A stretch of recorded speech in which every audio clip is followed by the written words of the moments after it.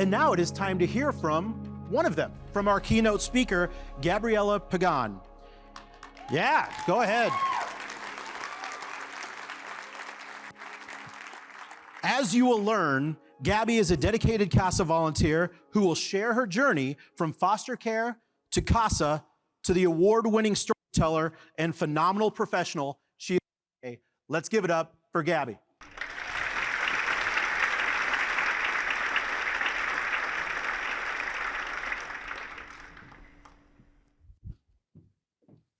Good morning, everybody. Before we get started, this was not scripted, but I just need to acknowledge that we're all going to go through something this morning, and that it's okay, and that you're allowed to feel whatever it is that you feel. When Angie first asked me to give this speech today, she included that it was because she wanted someone with lived experience.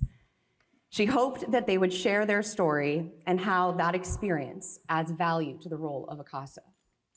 When I shared this news with my CASA kiddo, her first reaction was, well, duh. But I truly, up until recently, didn't have that own reaction myself. Until recently, sharing my story like this was something I didn't do. And truly, when Angie asked on the inside, I was thinking, me? You want me? You think my story has value? Are you sure? Whenever asked about my childhood, I always had those feelings because I would pass it off as saying it was just non-traditional, or I would just not answer the question at all. When in fact, it was abusive and violent. Child Protective Services was often involved, but we would move or change schools anytime a social worker got too close to figuring out exactly what was going on at home. Pretending everything was normal was our family tradition. My siblings and I didn't even acknowledge the abuse to each other. And we would lie whenever anyone asked questions, just like we were taught. Looking back on it, rehearsing how to lie and keep our family secret of what went on at home was one of the only things we ever did as a family. I learned that staying silent meant keeping them, and speaking out meant losing them and any chance at earning their love. The day I came into care was a direct result of me telling the truth for the first time to someone at school, because I'd fear for my life after my father shared in detail with me how he could end it. Not long after telling the truth that day and learning I was alone in doing so, Child Protective Services entered the picture again. And instead of going home after school, I was taken to a nearby youth shelter for safety. Shelters aren't ideal long-term, I'm sure you can imagine why, but I loved it there and I didn't want to go. I remember what it felt like to get that first real night's sleep, the deep kind that you only get when you feel safe and at peace. I got that first night. And for the first time, I felt like I could breathe. I couldn't stay there indefinitely, and after 60 days, I was reunited with my family, and the abuse began again. As did the cycle of removal and reunification, as so many kids in foster care know. When Child Protective Services got too close to removing me permanently at the start of my sophomore year in high school, the Pagans were gone before winter break was even over. We moved. This time we left New York altogether and moved to a small town in Southeast Michigan. We were there a few months before my dad subjected us to a night of violence involving one of his many guns and taking an axe to nearly every room in the house. Before the first bell rang at school the next day, I heard my name being paged to the main office where school staff and local police let me know that officers had been to my house and seen a lot of evidence. And that at the same time, they had simultaneously arrived at my dad's job, where he was then arrested for domestic violence for the first time. This is probably where you guys are like, finally, this is gonna take a turn and things are going to start looking up. But we were just getting started with my life, and my story was just getting started. After that, my mom signed over her parental rights through a power of attorney. A restraining order was put in place between my dad and I went back to New York to live with a friend from school for about 7 months before I reunited with my family again. That was in the spring of 2007, and that summer, we moved to Ontario, Canada, because my dad found yet another job. By now, it was my senior year in high school, and I had moved over a dozen times across 3 states and 2 countries. I was in school in Canada for about a month or so, When my dad came home from work and told me that as a result of all the stress and problems I had caused our family, the stress made him quit his job and it was my fault. I told him for the first time ever, I can't make you do anything. We were out in public and I took a stand and I thought he was going to do something. And I said, go ahead. And in that moment, he told me to leave and never come back. We were already outside. So with no plan, I walked aimlessly for about 3 miles in Canada, and I was in Windsor, Ontario. After 3 miles, I found a Walmart where I went inside, and I asked the service desk if they could call 911. A female officer showed up and brought me outside to talk in her car. And with all the energy I had left that day, I gave a brief synopsis of my entire life, much like a news report, of the breaking events, the highlights, and why I kept saying, I don't want to go home. But I kept getting reunited with my family anyway, and it kept ending up no good. Then I was brought to a women's shelter nearby, and days later, house staff there found me a bed at a home for girls ages 13 to 17.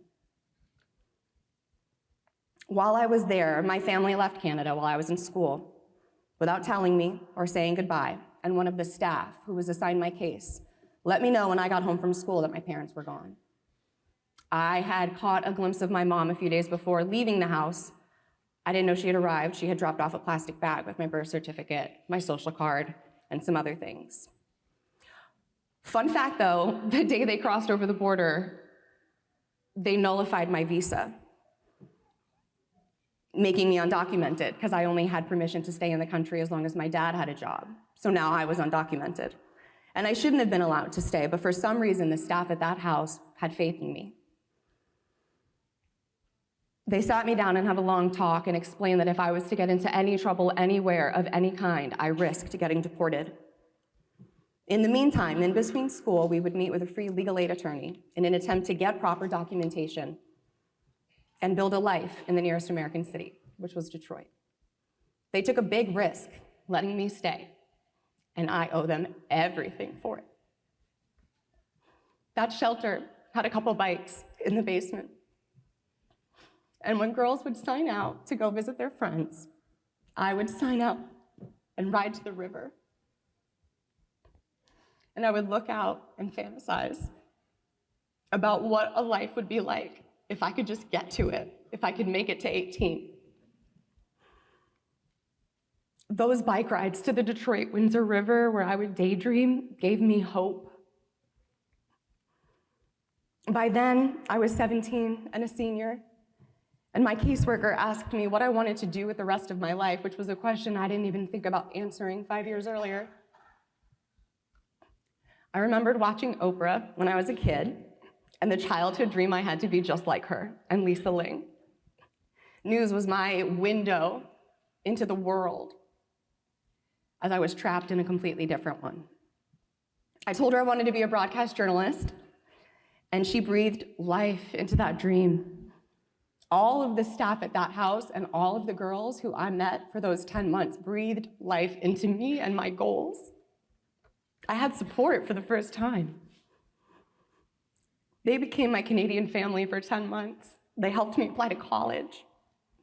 We drove back across the border to sign for paperwork. They would give me loonies and toonies, if you know, you know, it's a thing, to ride the bus, the city bus, to go to the library, to sign out ACT for dummies, because I still had yet to take this American test called the ACTs.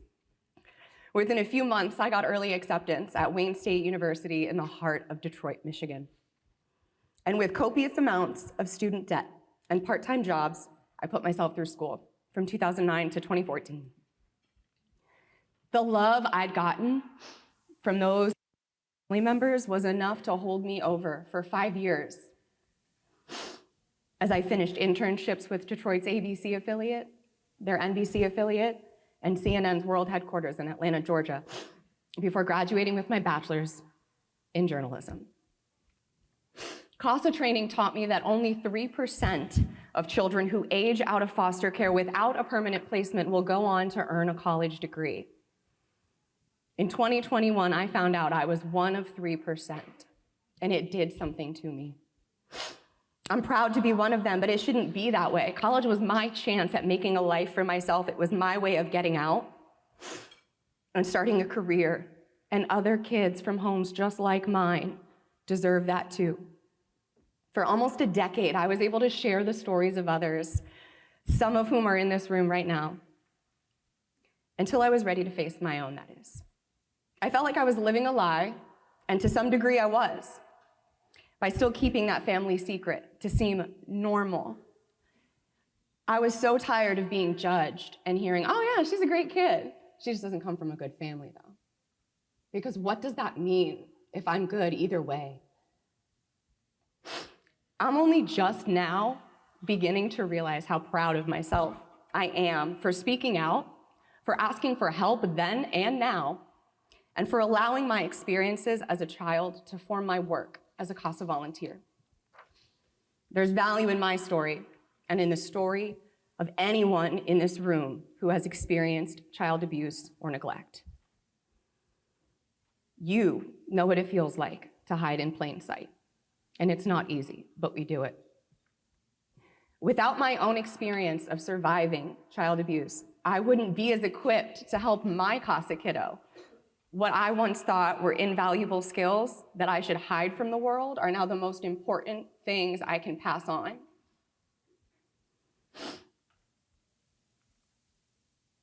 Not only would I not be as equipped to help my kiddo today, I wouldn't have the surreal honor of asking you all in this room to do the very same by helping the thousands of kids who enter Jackson County's foster care system. When I had nothing else, it was hope that kept me alive. When people don't have people, they have hope.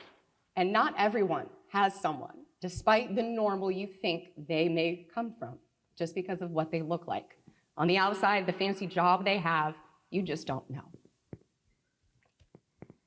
I don't remember a lot from when I was a kid. Prolonged trauma is really fun like that.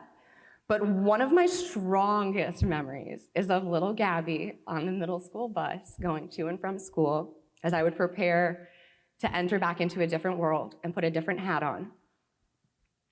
One of my strongest memories is of little Gabby on that bus, daydreaming about what life would be like after turning 18.